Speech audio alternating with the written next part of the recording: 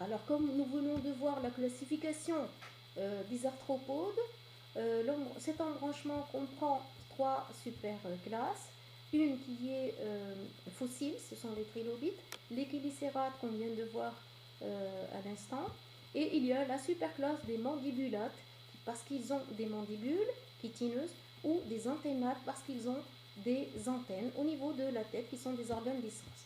Alors ici, il y a trois classes. Il y a la classe des crustacés qu'on va voir juste après. On va voir la classe des myriapodes tout de suite et la classe des insectes. On commence par diapo. On commence par les myriapodes qu'on appelle aussi les mille pattes ou bien 10 000 pattes. Il y a deux ordres, l'ordre des kilopodes et l'ordre des diplopodes. Alors kilopodes parce qu'il y a une paire de pattes par segment, diplopode parce qu'il y a deux paires de pattes par segment. Là vous avez le scolopendre et là c'est l'iule. Chez les kilopodes, donc le premier ordre, il y a une paire de pattes par segment. Il y a la première paire d'appendices du tronc. Elle est transformée en crochets venimeux qu'on appelle les forcipules. Alors voici les forcipules que vous voyez à ce niveau-là et qu'on peut voir aussi bien ventralement que dorsalement, qui ne sont pas des mandibules, qui vont servir à la chasse. Le corps est aplati et les antennes sont longues et ce sont des prédateurs. Et bien sûr, il y a plusieurs espèces. Alors là, c'est la Lithobie ou Lithobius. Vous avez ici le Géophilus ou le Géophilum. On va voir d'autres exemples. Alors les kilopodes sont des opistogonéades et possèdent un orifice génital à l'extrémité du corps et des pièces génitales aussi articulées qu'on appelle des gonopodes à l'extrémité. Voilà les gonopodes pour cette espèce, pour les tobius, les gonopodes qui sont à l'extrémité du corps. Les gonopodes, bien sûr, l'orifice génital se trouve à ce niveau-là, vers l'arrière de l'animal. C'est pour ça que ce sont des opistogonéades. Alors les forcipules, c'est une paire de pinces située sous la tête. Voilà ici les forcipules qui correspondent à la première paire d'appendices thoraciques. Alors il y a Scutigère qui est un kilopode.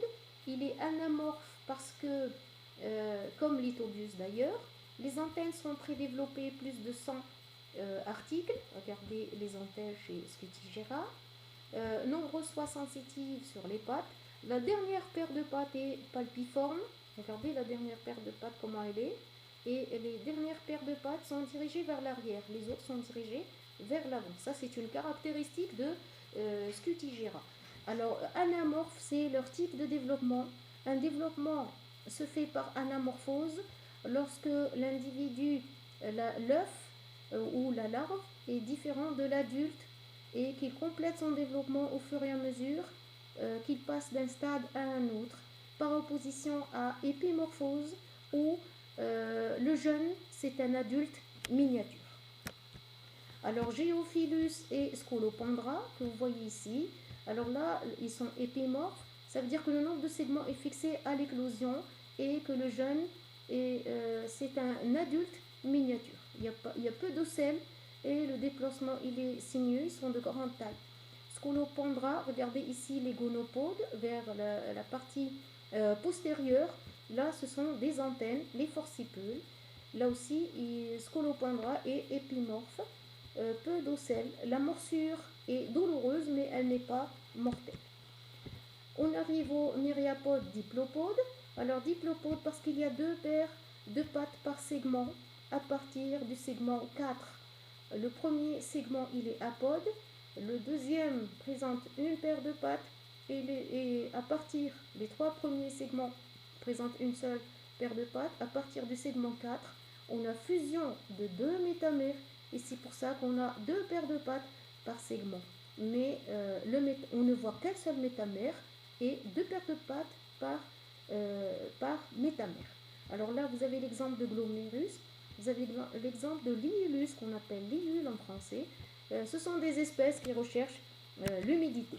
Alors voici le détail d'un diplopode. L'orifice génital, il se trouve dans la partie antérieure du corps. On dit que ce sont des progonéates. Alors voilà le premier segment qui est apode. Les trois, ici, une paire de pattes par segment pour les trois premiers métamères, et à partir du métamère 4, on a deux paires de pattes par segment jusqu'à la partie postérieure. Et là, on a fini avec les